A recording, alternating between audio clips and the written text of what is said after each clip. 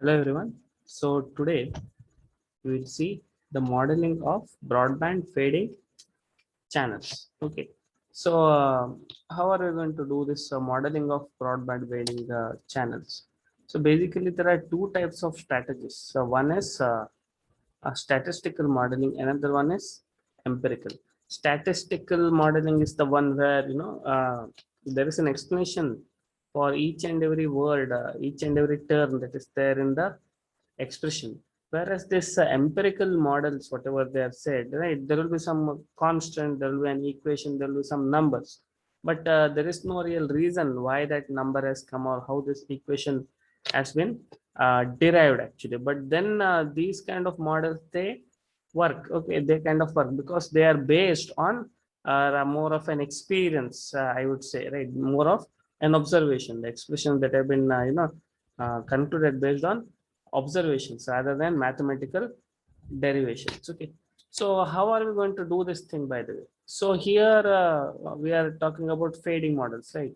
So the first thing here is for the approaches you observe, okay, observing a single channel, how does it behave and how the behavior changes with respect to time. Okay, how the behavior changes with respect to time. Based on these two observations you are trying to have a model. So let us see the statisticals ones first. Okay, so the statistical models are basically mainly two. One is a Rayleigh fading. Okay, one is Rayleigh fading, and the second one that you encounter is called as Rayleigh fading. The second type of modeling that we have is called as a Rayleigh fading. So let us see them one by one. So a Rayleigh fading is given here, something like this. Wait a second, let me increase the font size here. Okay. So as we can see, so this Rayleigh fading model is used when the number of scatterers is large and the angle of arrivals between them are uncorrelated.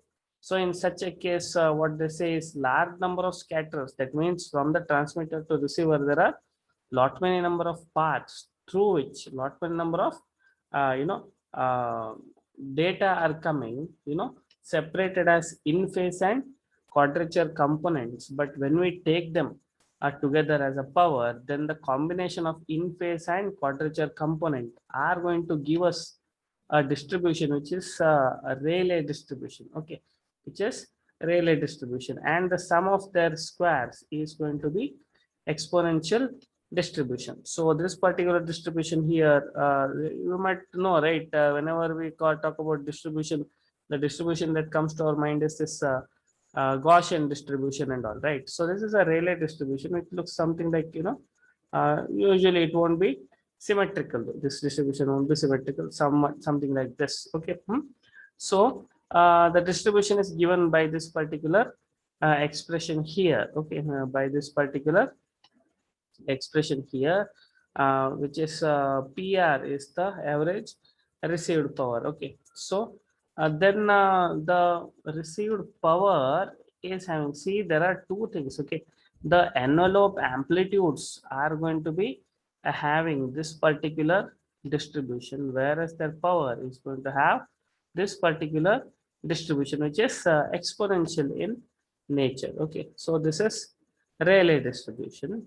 Okay, this first type of distribution is Rayleigh distribution, which is the second type, by the way, which is the next type, by the way.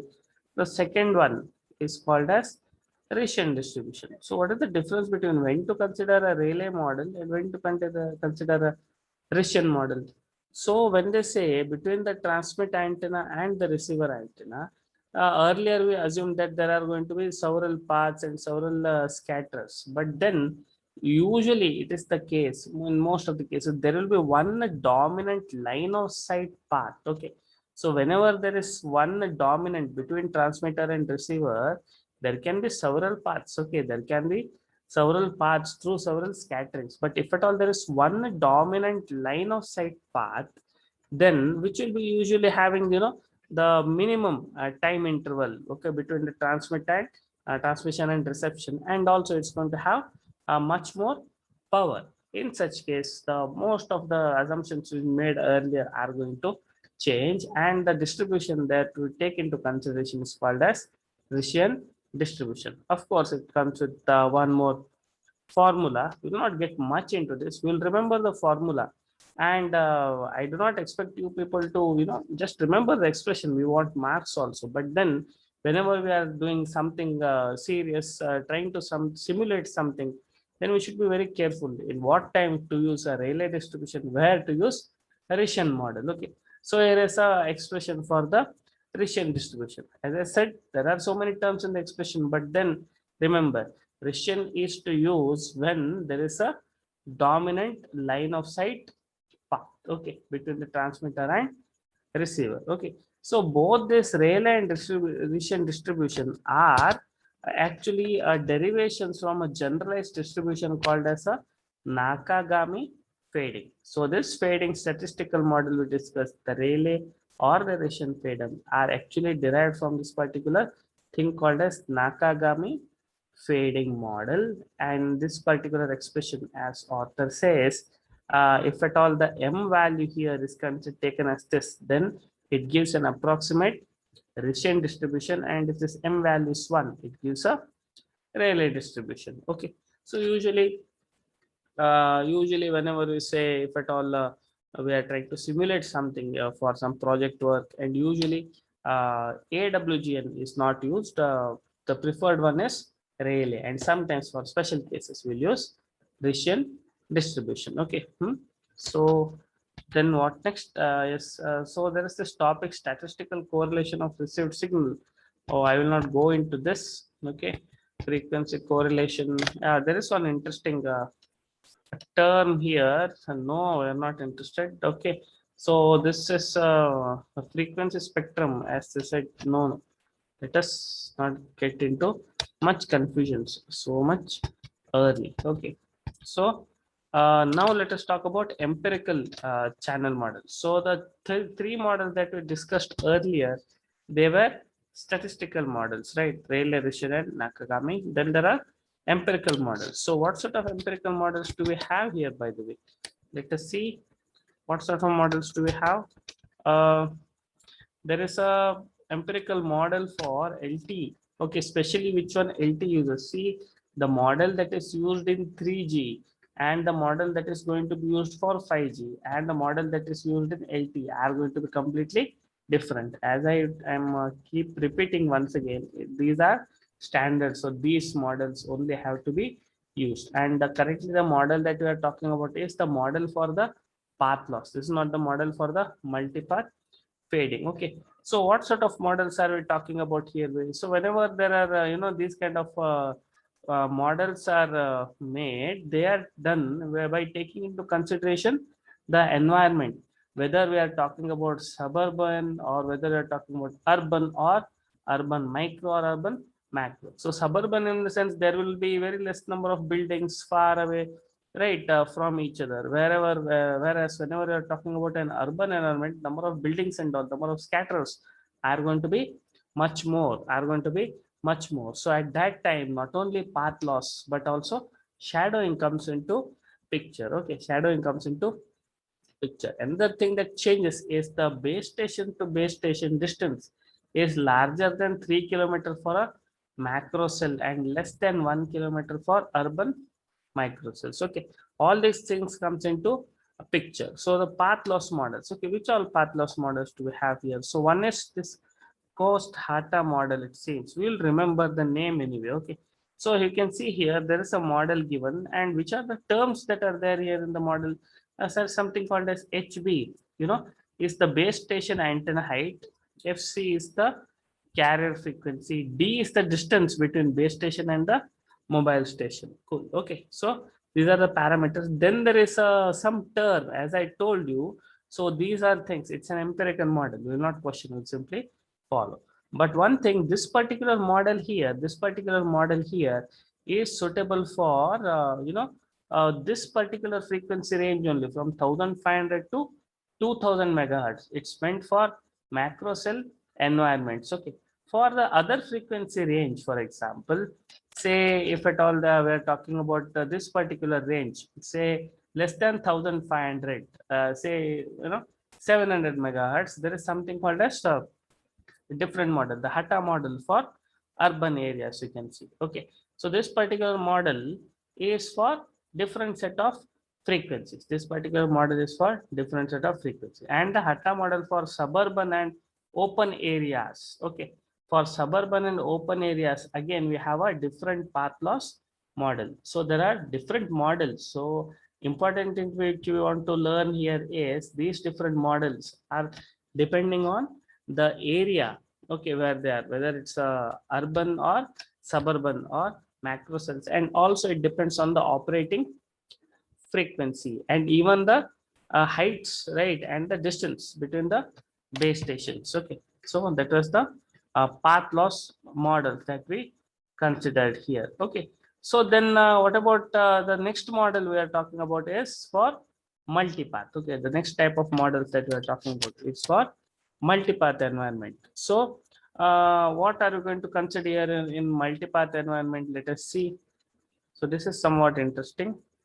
So for this multipath environment, so there can be number of components, can be paths can be anything from 1 to 20 depending on the models that we are considering. Okay, depending on the models that we are considering. As you can see here, the 3GPP model for MIMO simulations. MIMO simulations, of course, the 4G has a MIMO factor also in it. So what all things they are considering? You can see they are considering something called as angle of a departure, okay, within a narrow range for outdoor communications.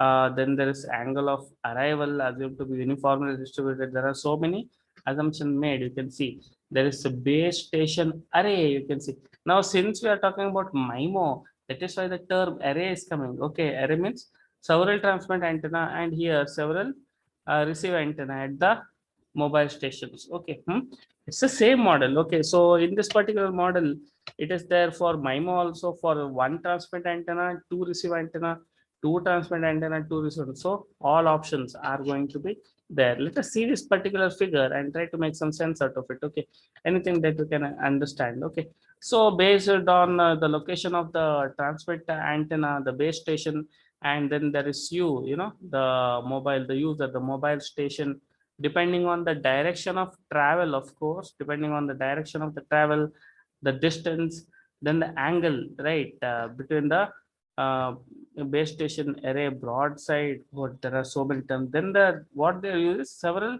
subpaths as clusters they are considering here. A set of paths they are considering. That is a term that they use specifically. So based on this, they have created certain models. Based on this, they have created certain models. Let us see which are the models that they have considered here. Okay, so there we have semi-empirical channel models. So what sort of models do we have here?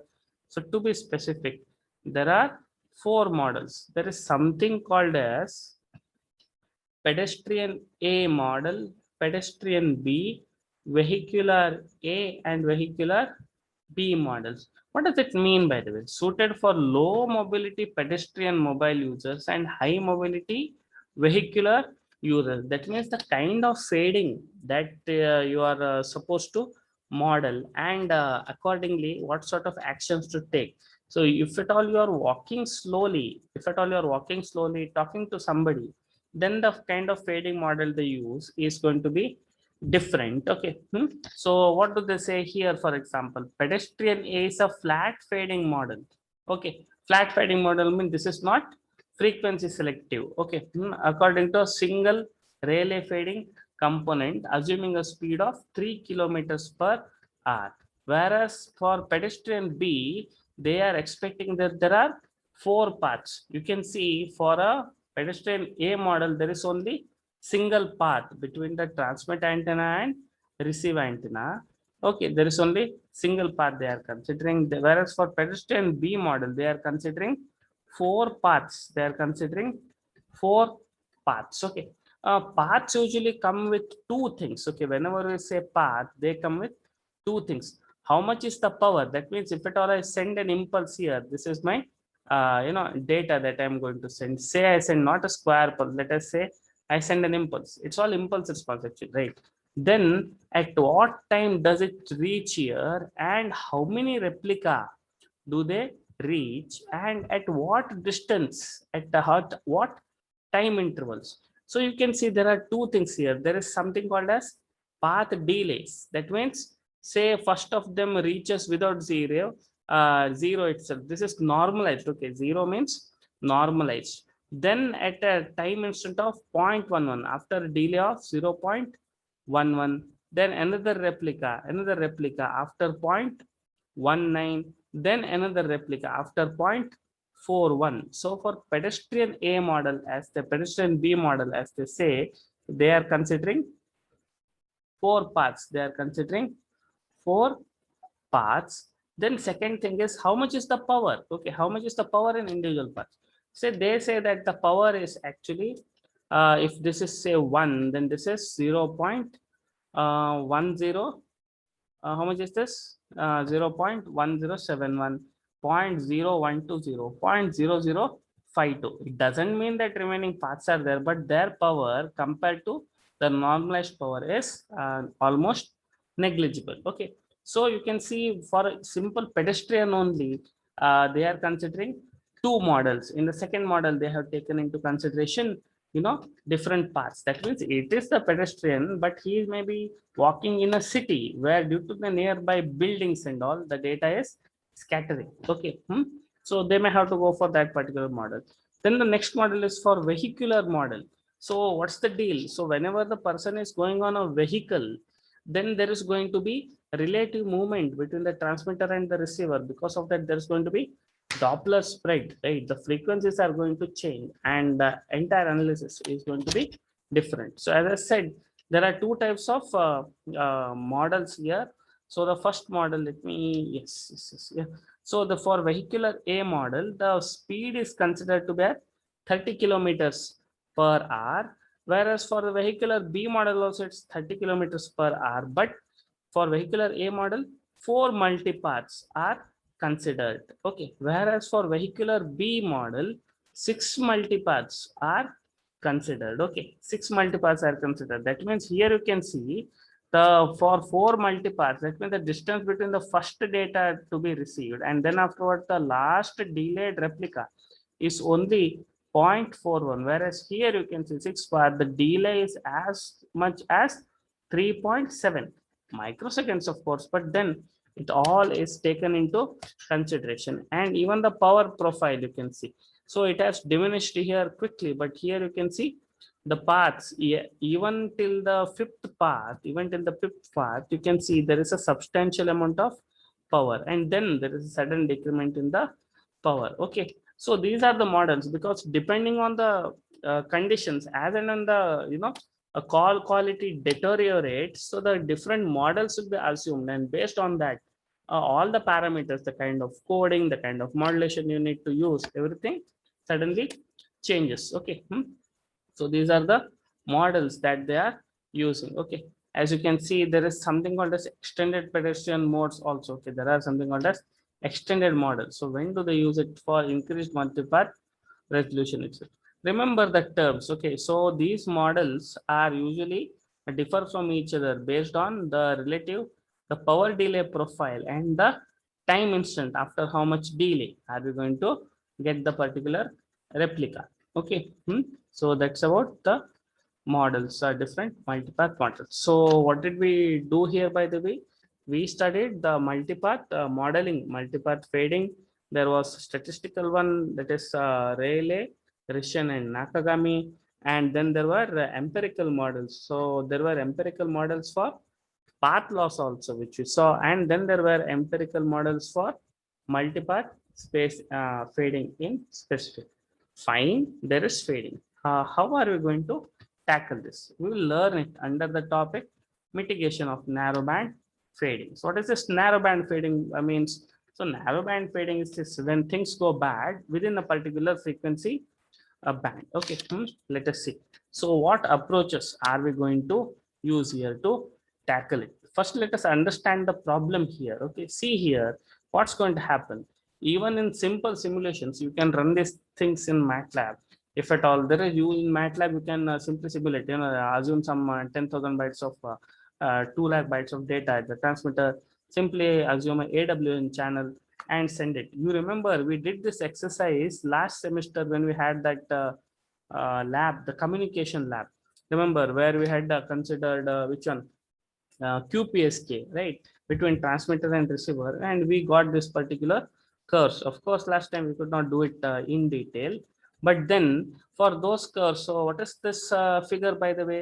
What this figure tells? This figure tells that as and when the signal to noise ratio increases, the bit error rate is going to decrease. Okay, that is the conclusion of the story. As and when the signal to noise ratio increases, that means as and when the transmit power, received power is better. Okay, the bit error rate is going to get good. Okay, but then let us say we want a standard bit error rate of 10 to the power minus 5. This is a standard usually. Okay, let me draw a straight line here.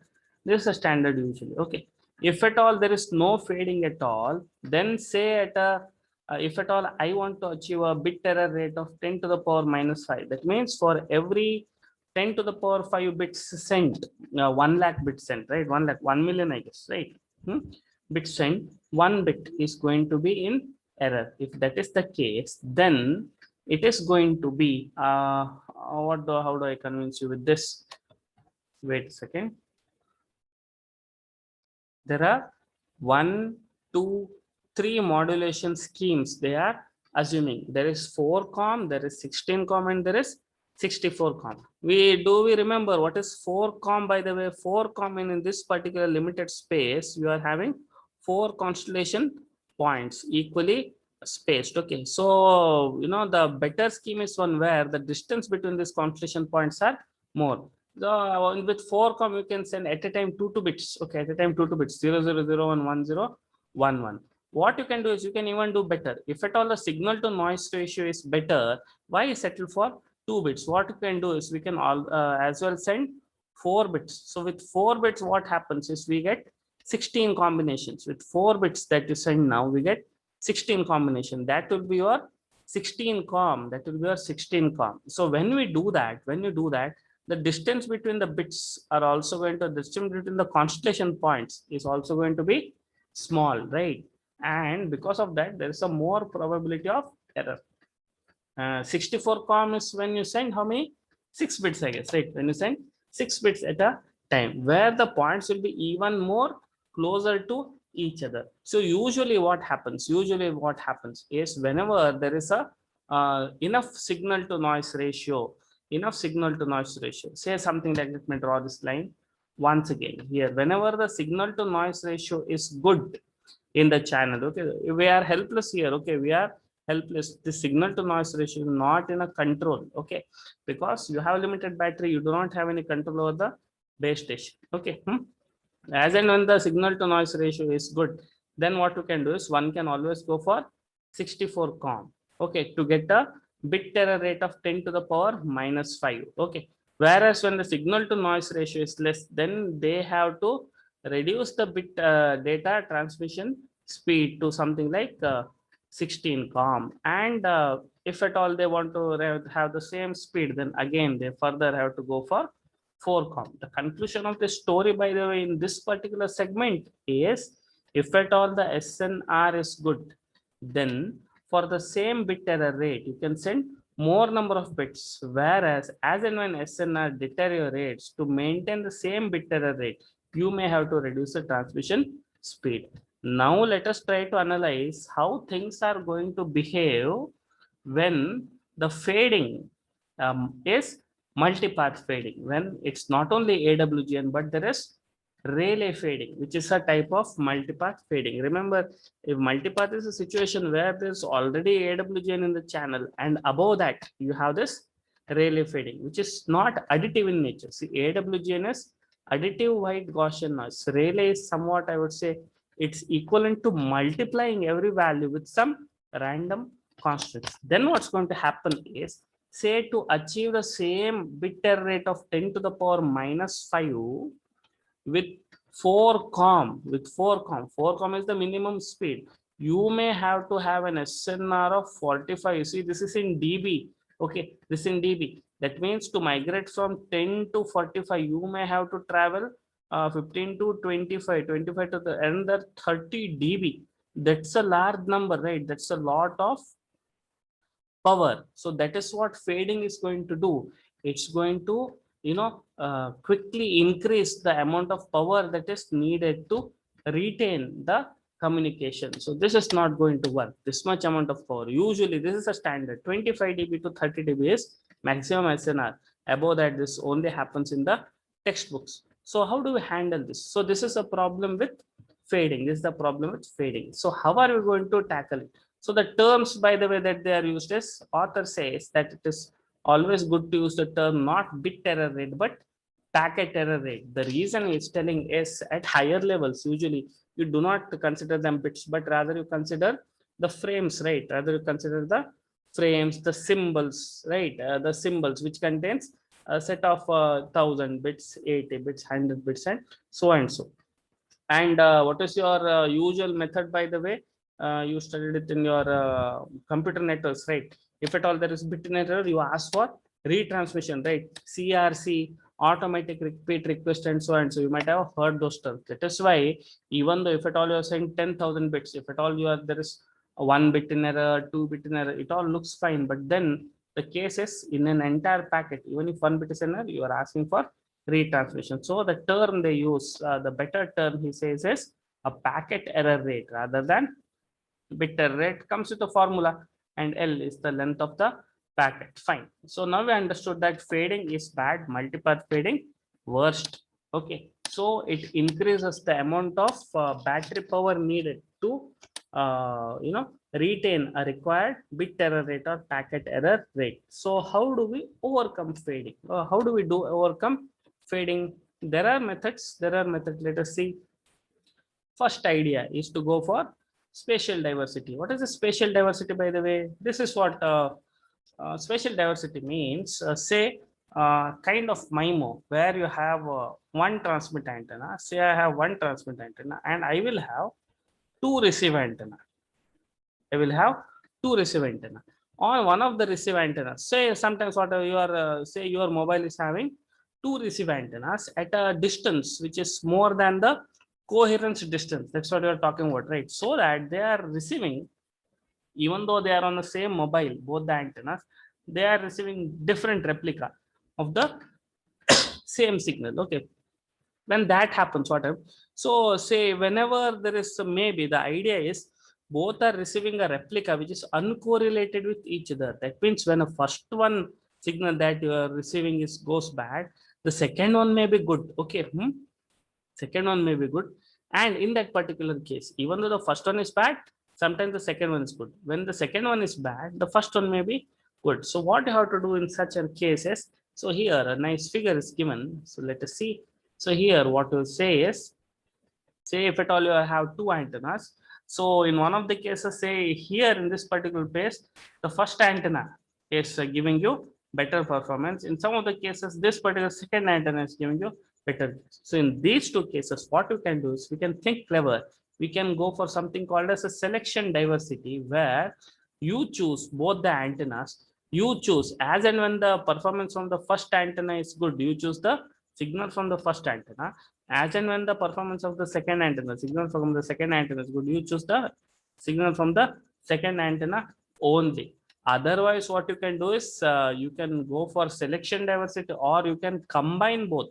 Okay, that also is possible. You can combine both. So depends on the situation. Both the schemes may not work all the time. Sometimes it is selection diversity that works better, or sometimes it is maximal ratio combining. Okay, ratio combining, that also is better. So multiple antennas are cool and they work. Going for diversity. Okay, going for diversity reception is what we'll call it. See, diversity reception is not MIMO. Okay, MIMO is having different two transmit antennas at the transmitter itself, whereas diversity reception is having two antennas at the receiver. So that was the first method, diversity reception.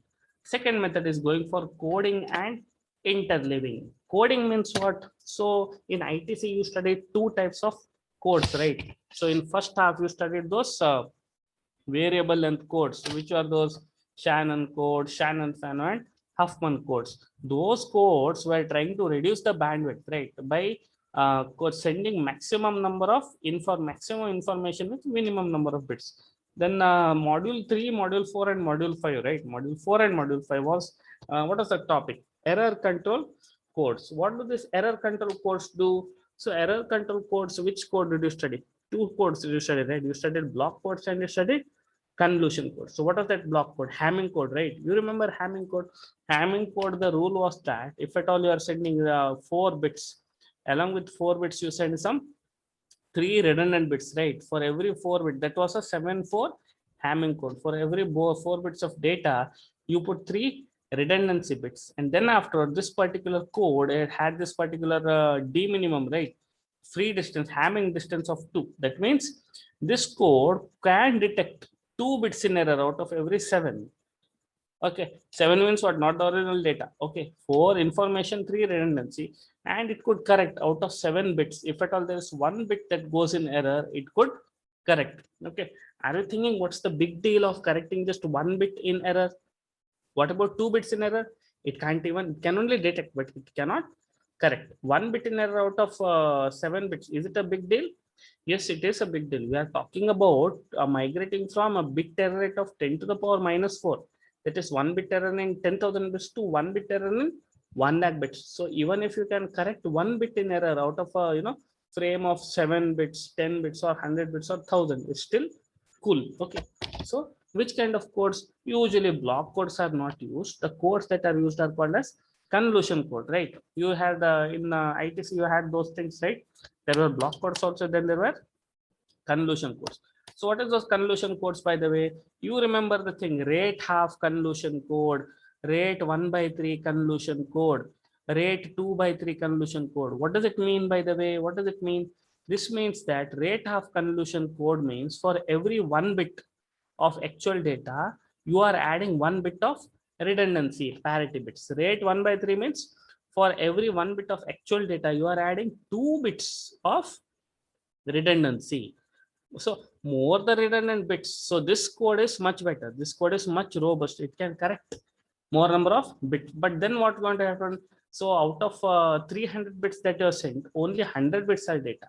Whereas for this particular code, this is not that much robust as 1/3 rate 1/3 code. But then for every 300 bits that you are sent, 150 bits are actual bits. Only 150 are redundant. But then coding works, right? So the way to, if at all there is fading, data have gone in error, we can always go for coding. So which are the codes? Convolution codes. Let me show an example. You might as well remember this codes, right? So here is an example of a convolution code. You can see this particular convolution code. You send 1 bit here, jumps. So this is a code with a constraint length of, I think, 6. Okay.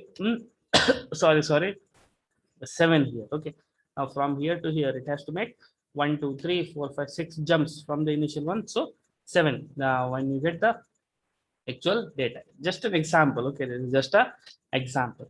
So convolution code is cool. So this here is rate 1/3 convolution coder. That means you put in 1 bit, you end up getting 1 2 3 bits. For every 1 bit that is input, you always keep getting 3 bits. One of them is that means now the data, right, for every 300 bits, only 100 are actual data, 200 are redundancy. Can we afford this, by the way? If at all for every 100 bits, so only 33 bits are actual information, then, but then you have to handle these things, right? So because communication, if at all there are some important files need to be sent, right? There are 2 types of things, right? What is it? Reliable communication. What is that? TCP. What is that term, by the way? If at all you are trying to send some Word documents or something, if at all there are images and all, yeah, few bits gone wrong, fine, okay, doesn't happen. Whereas if at all you are sending some files, reliable communication, then industry standard says that the bit error rate performance has to be more than 10 to the power minus 5. That means any less than this is not at all reliable. So in such case, you don't mind the redundancy. You don't mind the bandwidth because error control performance is very important to you.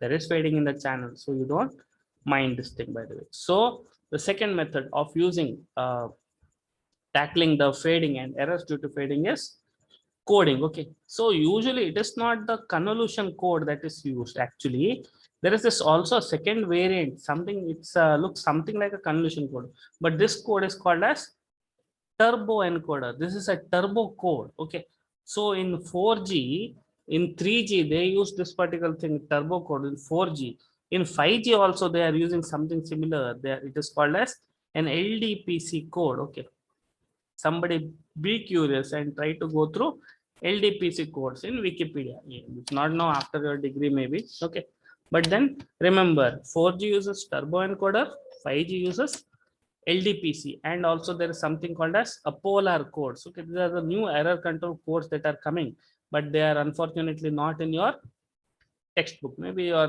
revised version will have this particular things.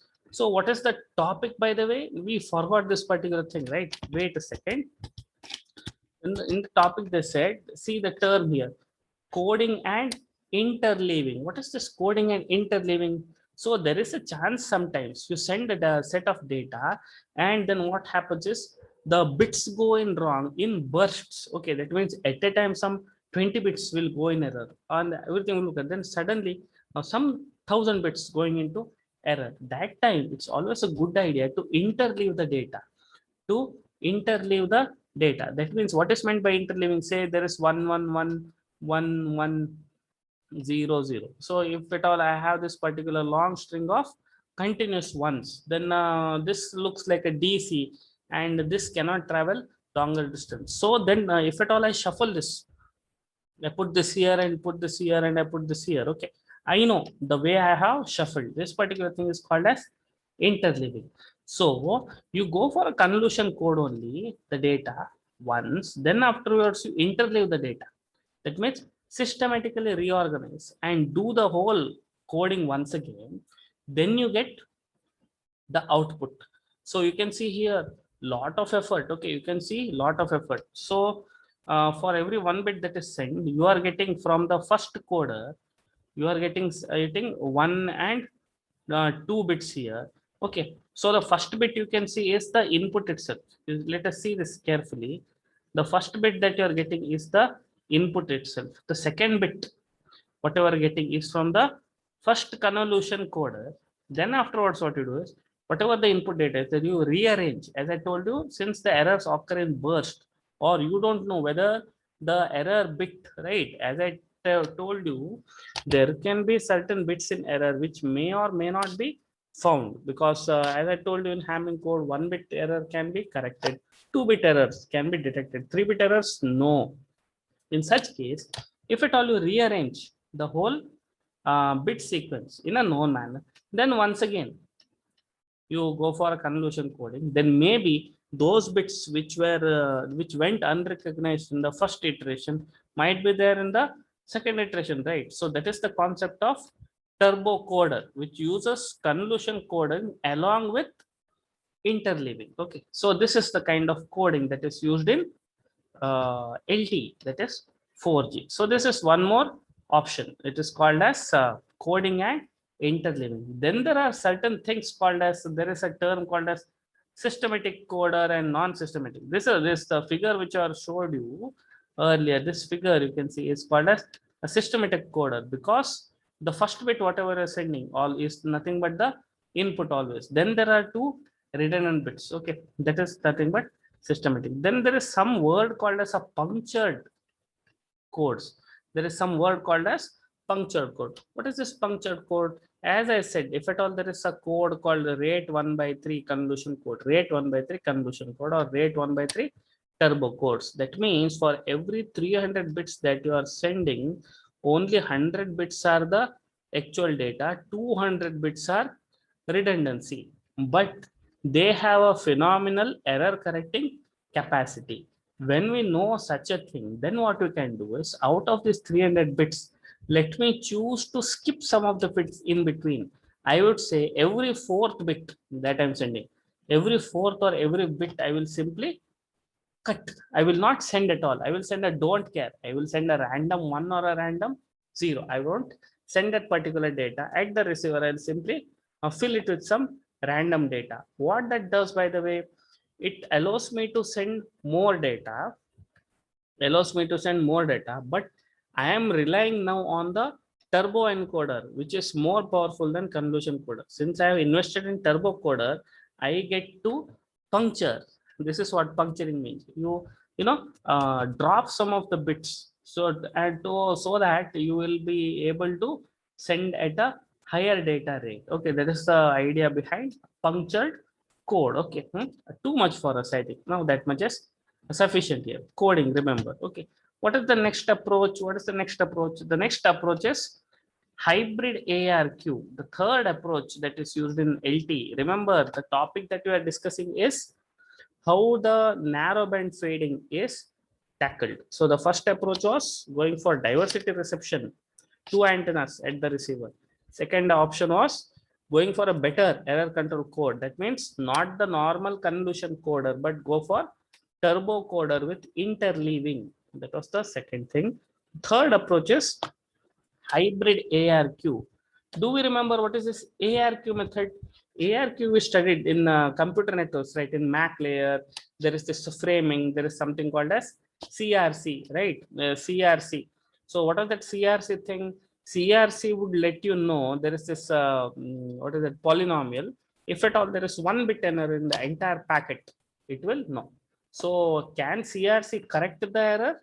No. CRC can only detect if there is any error. So automatic repeat request is this particular scheme where the packets that are received at higher levels, not at a physical level, at higher level, if at all in entire packets can be of 3000 bit wide also, 400 bit wide also. If at all there is single bit also that goes wrong in packet, then automatically repeat request is sent. That means send the data once again. So if at all you send the data, so this particular request had to be sent back, then all the data that are received till now need to be flushed, and once again the communication should be restarted from where it was stopped. Not a good idea, right? Because in that particular entire packet of say 3000 bits, only 1 bit might have been error.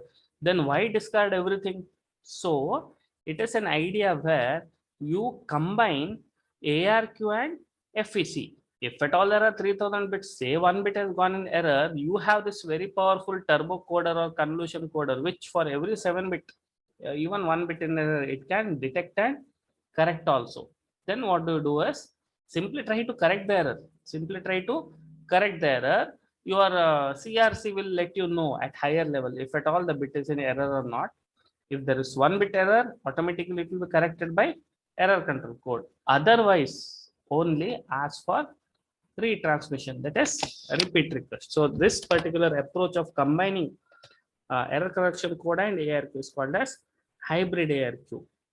And you can see here there are schemes given how this particular thing shall be done. The scheme name is, there is something called as chase combining and incremental redundancy. Okay, so what is this particular thing?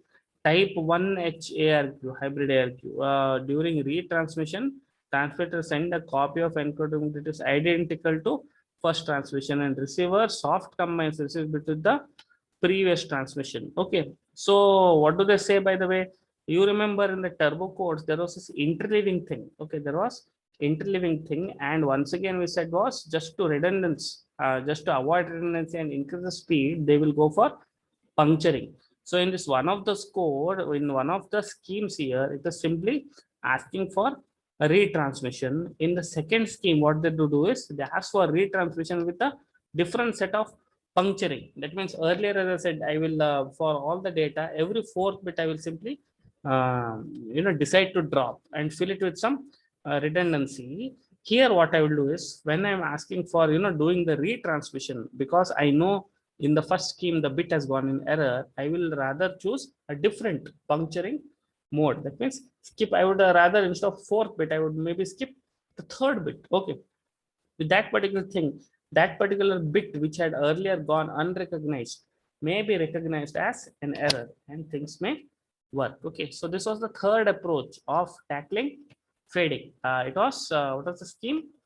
Hybrid ARQ. Then the next scheme would be adaptive modulation and coding. This is cool. Adaptive modulation and coding. What sort of coding are we talking about here, by the way? Let us talk about adaptive modulation. Okay, so here you can see in the earlier drawing, I told you that if at all, let me take you to this particular page here. Okay, situations have gone bad and say the SNR, you can see here in this particular figure, you can see if at all I want to maintain a bit error rate of say 10 to the power minus 5, if my SNR is 25 dB, I might as well transmit at 64 com. That means I will be sending 6 bits per data. 6 bits are sent at a time. Whereas if at all the SNR is low, then what I will do, just to maintain the BER, I will go for 16 com. That means instead of sending 6 bits at a time, I will send 4 bits at a time.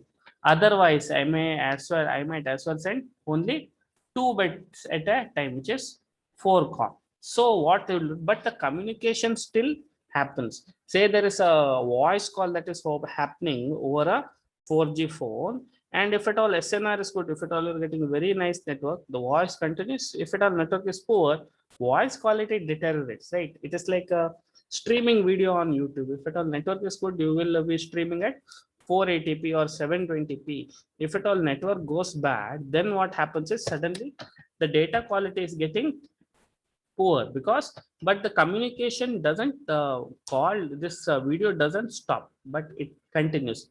So this is the idea behind adaptive modulation, changing the modulation scheme to a lower ones, okay, based on the thing. Similarly, something similar is done with respect to the code also. As I told you, there can be different types of error control code. There is rate 1 by 2 error control code, rate 2 by 3. Which one is better? Rate 1 by 3 code is the best one. Then there is rate 1 by 2. Okay, then maybe there is rate 2 by 3. Smaller the rate, more is the redundancy, which is capable. That means here for every 300 bits, you are 200 bits of redundancy is there, parity bits. So this is a good code. Okay, this is not so good, but this is not so good. But then this code is of highest speed. Then this code with moderate speed. This code here, you can see is a very low bit rate. So what you will do is, if the channel is good, if there is not much noise in the channel, you can as well go for rate 2 by 3 code. If at all the channel goes bad, there are likely that more number of errors are going to be there due to poor SNR, you can go for rate 1 by 2. If it is much worse, then you can go for rate 1 by 3. So combining these three things, we have a what is that? Automatic, what was the name given? A very good name. Adaptive modulation and coding. You can see this figure explains everything in detail. You can see here, whenever the SNR is very good, you send at a 64 com with rate 3 by 4, okay, which is the highest speed, and which is highest because for every 300 bits that you are sending, almost how much? 225 bits are information, only 75 bits are redundancy. The moment the SNR reduces, you go for rate 2 by 3. That means at this particular time, for every 300 bits that you are sending, 200 bits are redundancy, right? Here 225 information, 75 bits redundancy. Now what you are doing is 100 bits are redundancy. You increase the redundancy number of bits. In that case, what happens is your throughput automatically reduces. Again, if as and when the SNR reaches something like 4 dB and all, then you go for the lowest speed, that is QPSK with the rate half code, okay, with a rate of code maybe. But the important thing is, though the throughput reduces, the call doesn't drop. Okay, the call doesn't drop.